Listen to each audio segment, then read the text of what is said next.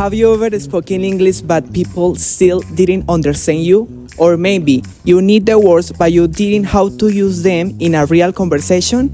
This is where communicative competence becomes important.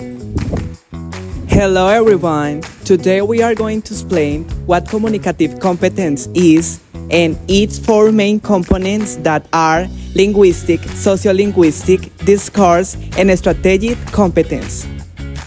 Communicative competence is the ability to communicate effectively and appropriately in different situations.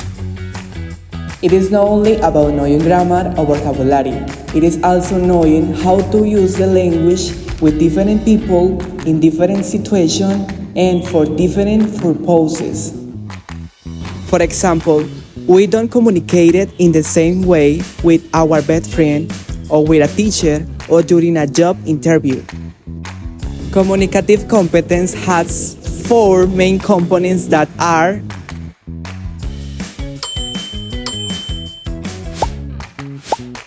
Now, let's start with linguistic competence. Linguistic competence is the knowledge of a language itself. It includes grammar, spelling, sentence structure, and pronunciation. For example, if I want to say, she goes to school every day, but if I say, she go to school every day, the meaning is understandable, but the grammar is incorrect. So, linguistic competence helps us construct sentences and express our ideas clearly.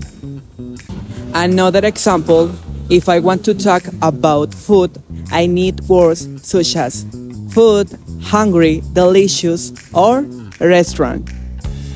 So, linguistic competence gives us basic tools that we need to communicate. But knowing grammar and vocabulary is not enough. We also need to know how to speak appropriately with different people and different situations. Now let's talk about sociolinguistic competence.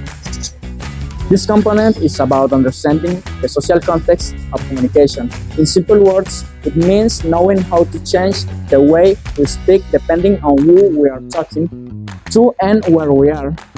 La competencia sociolingüística es la capacidad de entender cómo y cuándo cambiar la manera en la que hablamos según el contexto social en el que nos encontramos. For example, when I talk to my friend, I can say, "Hey bro, what's up?" Hey bro, well. But if I talk to professor, I can say, "Good morning, professor, how are you?" Good morning, very good.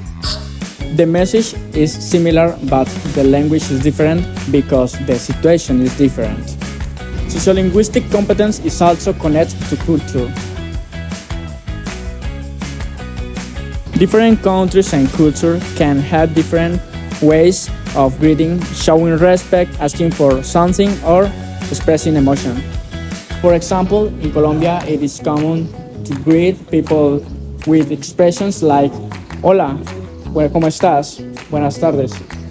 In English-speaking context, people may use different expressions depending on the situation. In USA, it's hello, hello. In China, it's ni hao, ni hao. In France, it's bonjour, bonjour. It's great to say hello. Imagine that you are in a restaurant in another country. You don't simply say, "Give me water." A more appropriate expression would be, "Could I have some water, please?" This is sociolinguistic competence because you are considering the situation and using language appropriately. So, sociolinguistic competence helps us understand not only what to say, but also how, when, and to whom we should say it. But communication also needs organization, and that's where discourse competence comes in. This is discourse competence. Las competencias discursivas es la capacidad de conectar palabras, oraciones e ideas de forma lógica y organizada. Basically, our ideas need to make sense together. For example, imagine I say, I woke up late I missed the bus.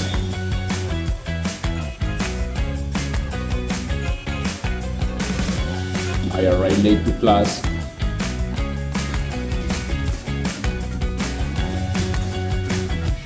These sentences are connected so the listener can understand the story. But if I say I woke up late, my favorite color is blue, I like pizza, the bus was expensive, the sentence might be correct individually, but the ideas are not organized.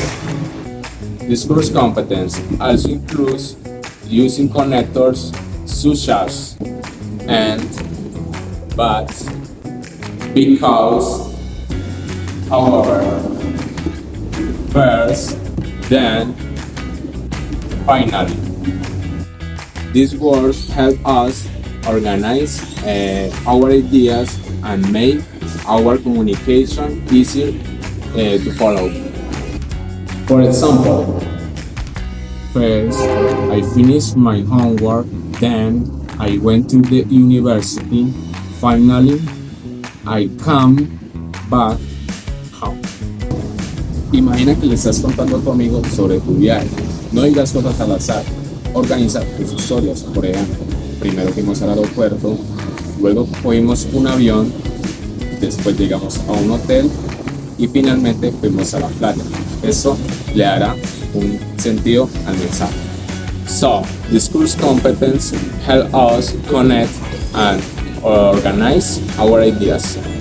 But what happens when communication doesn't go as planned?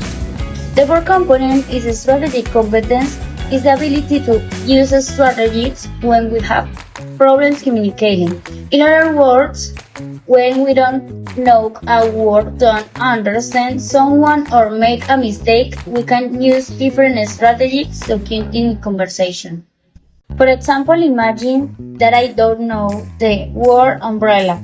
I can try to explain it. It's something we use when it rains. Even if I don't know the exact word, I can communicate the idea. Don't know the word, describe it. There are many other strategies. We can ask someone to repeat sometime. Could you repeat that, please? We can ask for clarification. What do you mean? We can use gestures, facial expressions, synonyms, or description.